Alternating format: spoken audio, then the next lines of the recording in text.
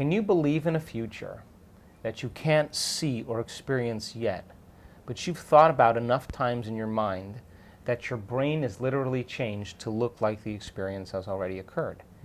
And can you fall in love with a future potential, a future reality, to such a degree that your body, as the unconscious mind, begins to believe it's living in that future reality in the present moment? Yes. And you're signaling new genes and new ways to change not only your brain, but your body begins to change to look like the experience has already occurred.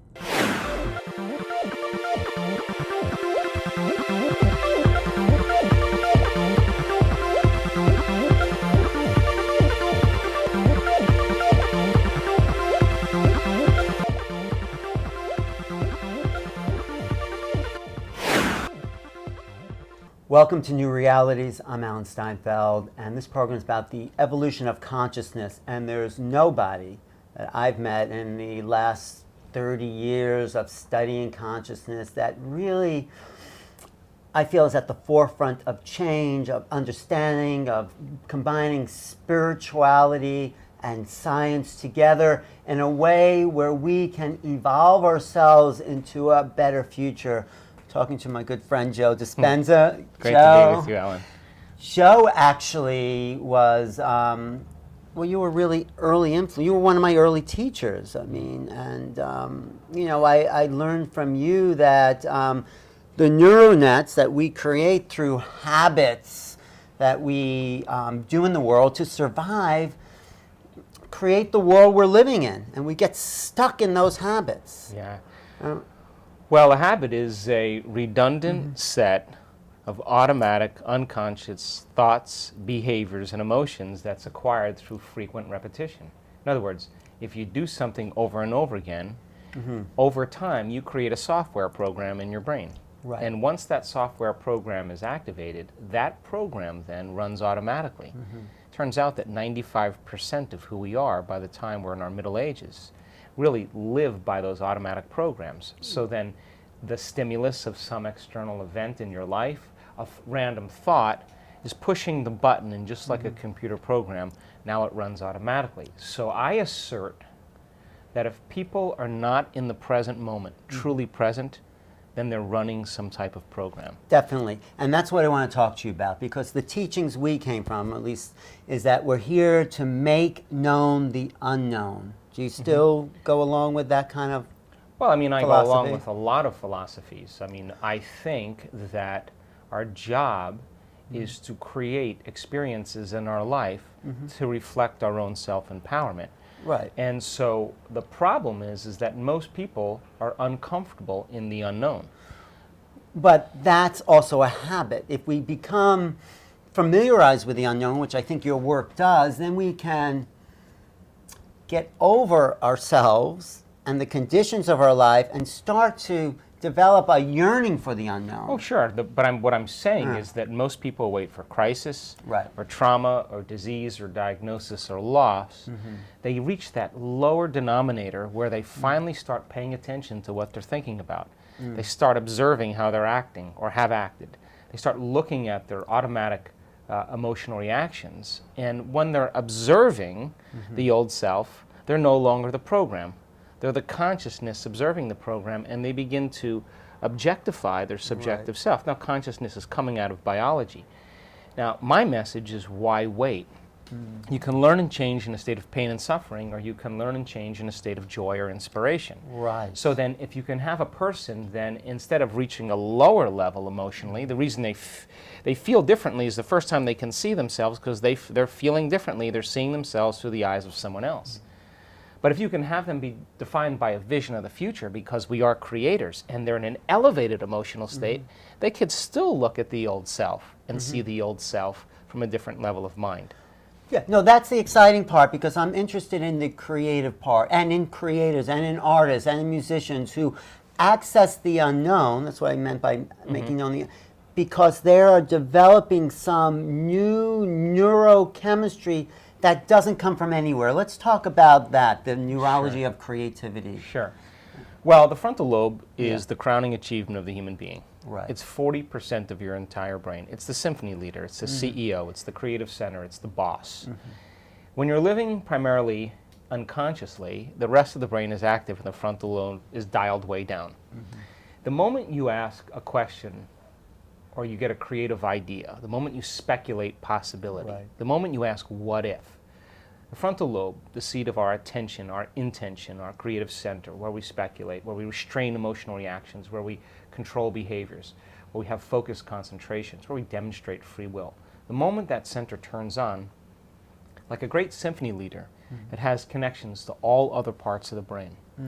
And when you ask that question, the frontal lobe resources different neurological networks that's stored in your brain from things you've learned and experienced and seamlessly pieces them together to create a new level of mind. Right. And when that happens perfectly in tandem and those neurons string together, you get an image or a picture in your head. That internal representation is called intention. Now you're locking on to something. The true passionate creator, the true artist then, begins to see that vision and begins to emotionally embrace the outcome. The moment they begin to emotionally embrace the outcome, their brain and body are living in the future, in the present moment, and when they're transfixing their idea on it, they begin to lay down new neurological networks to reflect that vision. Now, we all do this all the time. Right. Everything that's coming out of our mouth is a new creative moment. As long as you're in the creative process, right? And you're present. Yes. Right. Yeah. So then once you get that vision, now you have to go through a process of bringing it to life. Now, this is where the rubber meets the road. It certainly is, Yeah. because we get these moments all the time, and Right. do we do Yeah, anything with it? Exactly. So then we've all done this. I mean, we've all been defined by a vision. And people in our life told us it was crazy, it's impossible, it'll never work. There were days you didn't feel like it, you know, all that stuff. But instead, you were defined by that vision. And every day you reviewed that vision and you got excited about it emotionally. And you wrote down the choices you were going to make, and you wrote down the behaviors you were going to demonstrate and the things you were going to do and your goals that you wanted to experience Exactly. and how they felt. And you kept your mind on that vision. Exactly. And then you sat down and you wrote down, okay, what are the choices I'm not going to make today? What are the things I'm not going to do? What experiences am I going to stay away from? And what emotions bring me down to a lower level?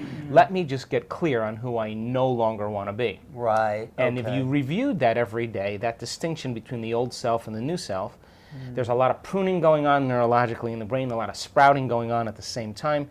And sooner or later, you reach a point where you know that that thing's going to occur. The moment you know it's going to occur, you relax. And now you're no longer trying to control or force the That's outcome. a big moment, though. It's That's we've all had it. We've all But had when it. you know, because it takes so much energy to work for that, and you know, we're still in processes, many things we want to create. When does that moment, how is that? Is that a mystical moment, or does it what happens in the place where you know that's going to happen? I think that your mind and body all of a sudden align energetically with that vision, electromagnetically. There's a lock-in, and when you lock into it, now you don't even you don't even have to worry. You just know that it's going to happen. You have such a level of self-love and self-respect for yourself and for everybody that you actually step back and allow it to unfold and come to you. So then think of a time in your life where you said you were going to do something and you didn't accomplish it. Well, what happened then? You had a vision, you got excited, and then you ran out of time the next day, and you didn't feel like it, and you got tired, and you got angry at someone 2 days ago, and you started putting your attention on your problems, and you know there was you know, you had a lot of social engagements, and what we do is we settle for our past, present reality instead of that vision of the future. And there's only three things that do that to us: the conditions in our environment, the feelings and emotions in our body, and time. So we have to overcome the conditions of the world we're living in if we're going to want creating the vision of the future. Every great person in history understood that they had to be defined by a vision of the future, and to change is to be greater than your environment, to be greater than the conditions in your external world, to be greater than the circumstances in your life. It's also to be greater than the body as the mind. When you say be greater, we have to find that thing in ourselves that is not run by the people, places, times, and events that we're subjected to. Yeah, I mean, let's demystify it a little bit more.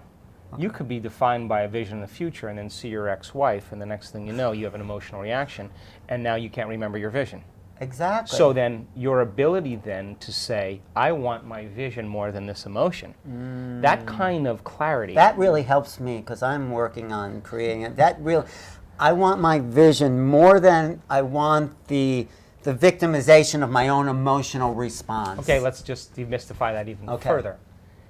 Anytime we give up on being defined by a vision of a future, that our thoughts create our reality or create our life, there's only one reason we do that. We trade that vision for some emotional addiction. And we settle back down into mediocrity. And then we find the person in our life and they say, well, I'm suffering today. Oh, you're suffering today? Well, let's see, I'm going to suffer more than you. Oh, really? I'm going to suffer more than you. And we use the people in our life that are doing the same thing to reaffirm our addiction to suffering. Right. Which is just an old neural net that we've been stuck Well, let's into. just call it an unconscious program where everybody gets agreement for being limited. So you're saying hold on to that vision of the future no matter what. Yeah. If you keep your conscious mind on what you want, your subconscious mind will take you there, period. And then in your teaching, you talk about it shows up sometimes in ways that are unexpected. Sometimes, or always? Well, if you are in the process of taking time out of your busy life to emulate the divine, to emulate the creator, then you can't be a victim if you're creating. In order to create something unlimited, you have to feel unlimited. In order for you to emulate the divine, you have to become divine. In order for you to be a creator, you must feel like a creator. Now let me finish. Because this is an important element, because if you took time out of your busy life every single day to allow that intelligence to work with you, that's both personal and universal, within you and all around you, and you made contact with it, it's all around us, but we can't use our senses to experience it. Then if you said to this intelligence, okay, look, I took time out of my busy life today to be like you. I'm a child of you, and I want to be like you, and so I want to create something new in my life. But look, I am such an articulate ego. I want you to bring it in a way that I least expect. Why? Because if you can expect it, it's nothing new. It's got to be a surprise. It's got to rock your world. It's got to catch you off guard. And it has to leave no doubt that what you did inside of you produced that effect outside of you. And when you can correlate the changes you made inside of you with the effect that you produced outside of you, you'll pay attention to what you did and you'll do it again. So the synchronicities, the serendipities, the coincidences are then begin to come back to us, and it's those things that capture our attention, and we get a little rush of energy. And that little rush of energy should be that you're headed in the right direction to inspire you to continue creating. Now, the brain learns by mistakes and learns by surprises. Which would you rather have a few of? A good surprise, yes.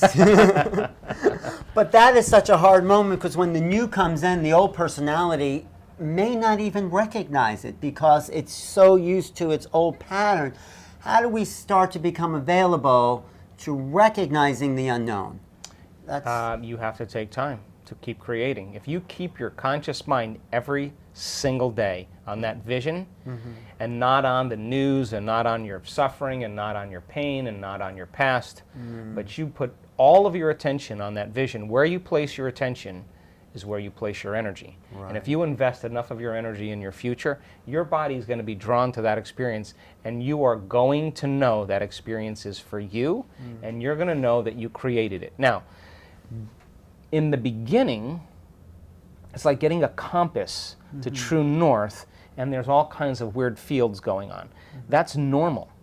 But imagine if you took as much time to invest in your future as you did spending answering emails, and you were passionate about it, and you were clear about it, and you wrote everything down, and you dreamed about it, and you worked on it, you would start getting downloads from nowhere. You would start getting information out of nowhere. You would start understanding exactly what you're doing on a deeper level. Now, I don't care if you're talking about the Wright brothers, Colonel Sanders, I don't care if you're talking about Nelson Mandela, I don't care who you're talking about that impacted the world in some way. Every one of those people had alone time. Every one of those people were dreaming. Every one of those people believed in that future. So here's the question. Can you believe in a future that you can't see or experience yet, but you've thought about enough times in your mind that your brain is literally changed to look like the experience has already occurred? And can you fall in love with a future potential, a future reality, to such a degree that your body, as the unconscious mind, begins to believe it's living in that future reality in the present moment. The physiology of the future is already impacted us. And you're signaling new genes and new ways. And new neural nets of understanding. To change not only your brain, but your body begins to change to look like the experience has already occurred. Now think about this. I do. I have. I mean, I know. If your brain and body have physical evidence that it has already happened, this is where you can relax. So then, not only are there biological changes that occur, but there's quantum energetic changes that happen as well. And this is where you have to step outside of materialism in order to understand. If you're living reacting to everything in your life, then you're squandering a lot of energy. Certainly. And if you use your boss to reaffirm your addiction to judgment, and you use your ex to reaffirm your addiction to hatred, and you use your enemy to reaffirm your addiction to violence, and you use Facebook to reaffirm your addiction to insecurity, you got a lot of your creative energy tied up. I certainly do. In a lot of things, okay? And so there's not a lot of energy for you to design a new destiny because you're mismanaging your energy, okay? So let's keep it really practical. So if you're truly in the creative process, my definition of creation is when I forget about me. I become nobody, no one, no thing, nowhere, and no time. I become pure consciousness. And the moment I reach that elegant moment of the generous present moment, all possibilities in the quantum field exist truly when our brain and body are in the present moment. Getting there is the work. So then, most people then create reality from what we call three-dimensional creation. What they know also. Well, they're matter trying to change matter, and if I am going to get a good job, I'm going to do 100 applications and go on, 20 different interviews, and then it's going to take me 3 months to get a job. I may not even like that job, but I got a job. So they're pushing their will or their intent, but physically in the world. They're matter trying to change matter. Okay. Or you want a new sperm donor, you want a new partner, you want a new specimen, you want somebody to live your life with. Right. Then you're going to go on Match.com, you're going to spend 2 hours. It's going to take time in three-dimensional reality because real time is defined by us moving through space. And in this dimension, there's way more space than anything else. So we experience time as we take matter through space. That's how people create. You buy the house, 30-year mortgage, you pay it off in 30 years, it's yours. It takes time to do that. Now, fifth dimensional creation has nothing to do with going anywhere to get anything. Because if you combine a clear intention, a coherent thought, coherent brainwave pattern, with a coherent heart, moving into that elevated emotion, thoughts are electric and feelings are magnetic. The magnetism of this center becomes the energy. The intention is carried on that energy. And now you are broadcasting a new signature into the quantum field. Now, if it's done properly and you understand the mechanics, and I can't get into it in this show, but in fifth dimensional creation, you are not going anywhere to get anything. You are actually collapsing space and time, and you are drawing the experience to you. You are the vortex, because when there's a vibrational match between your energy and that potential that exists in the quantum field by tuning a radio dial, when you lock into that frequency, if you keep revisiting that energetic signature over again every single day, then you don't have to go anywhere and get it. The new job finds you. The new house actually finds you. The new relationship finds you because you are the vortex that's drawing the experience to you. What's the results you've seen in your work and as you've measured playing? Because I think you've seen miracles, which are very exciting. Well, I have seen people create amazing jobs. I've seen people heal themselves. I've seen people have mystical experiences. I've seen people create new opportunities. I've seen people heal themselves from past emotional traumas. Did you see people grow new teeth? Would you see? We saw people grow new teeth, grow new jaws. So I've seen tumors disappear. I've seen MS, lupus, celiac disease, chronic pain, polycystic fibrodysplasia, thyroid conditions. Because they've done what you've guided them to do. Hold the vision of the future, align with that, become a coherent understanding, and some physiology changes. Is that? Well, that's a very, very abridged version. Okay. No, well, we only have a But, short time, but tell me. Well, imagine if you can get 500 people retreating from their life, and you can teach them the science of creation, and then step by step, methodically push them into the experience. They have the experience, and then build the next experience from that. I'm very, very methodical in the way I do it so that nobody is excluded. Over time, you will see, we've measured the energy in the room, we've measured the energy around people's bodies, we've measured the energy centers of their bodies, we've measured epigenetic changes, we've measured brains, we've measured hearts, we've measured urine, we've measured saliva, and I can tell you we are dynamic human beings. So if you can get a group of people that are sincere, that have really already been no longer talking about skiing, but have been going down the slopes for about a year, and you can get them to start taking jumps, and start doing some really nice tricks, and you can guide them on how to do that, you are going to sooner or later see someone do something supernatural. Now, once they do that supernatural event, I believe that just like a community of people can get sick because of some infection or bacteria, I believe that wellness can be as infectious as disease. And so now, people start popping through. And as they start popping through, whatever their intention is, we start seeing physical, biological, and feedback in their external world in the matter of... And they're creating, the group is creating this field that also allows the consciousness of that to change. When people are living stressed out in their lives, they, for the most part, believe that the outer world is more real than their inner world. And when you do that, your brainwaves go into what's called beta. And beta is your ability to be able to create coherence and meaning between what's going on out there and what's going on in here. For survival. Well, just like right now, we're in beta right now. We're relaxed and we're paying attention, but our attention is primarily on our outer world. We're checking in with our inner world as we dialogue. But if there was a tiger in the room, or there was something that's threatening, your brain goes into a super aroused state, and in that high beta state, now you're driving your sports car in first gear. It's good for the short term, but not for the long term. A lot of people live there. They're worried 70% of the time they're in high beta. So then, in order for you, and when you're in high beta, you're focusing on objects. You're narrowing your attention on something that could be a threat. Right. So if you're stressed out and you're wondering why you keep obsessing about the same thought, is because the hormones of stress are keeping your attention on one thing, because that's the thing that you think you need to address for survival. Okay? Turns out in our research, we've done this thousands of times. When you teach people how to take their attention off of matter, off of objects, off of the particle, and sense energy and sense space and pay attention to nothing, the moment they begin to open their focus, all of a sudden their brainwaves begin to change from beta to alpha. But not only just alpha, where the imaginary inner world starts to become more real, but very coherent brainwave patterns in alpha. So when you're under stress, you're trying to control that person, that thing, that experience, and your attention is shifting from one thing to the next. Turns out that each one of those things has a neurological network in the brain assigned to it, because we've experienced it. As you try to control all these things and your attention is shifting, you measure the brain. The brain is very incoherent. Why is it important to have coherency?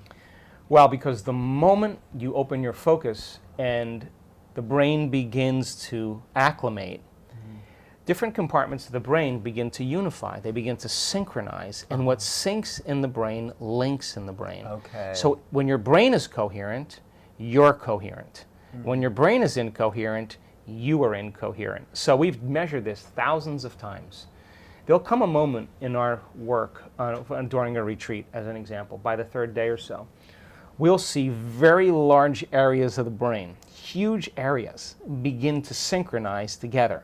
Then we'll see the left side of the brain talk to the right side of the brain. We'll see the front part of the brain talk to the back part. We see this kind of whole brain state start to take place. And I see it every time. And what happens when the whole brain is functional? You can walk around and look at that person, and you will see tears of joy running down their face. They feel so whole.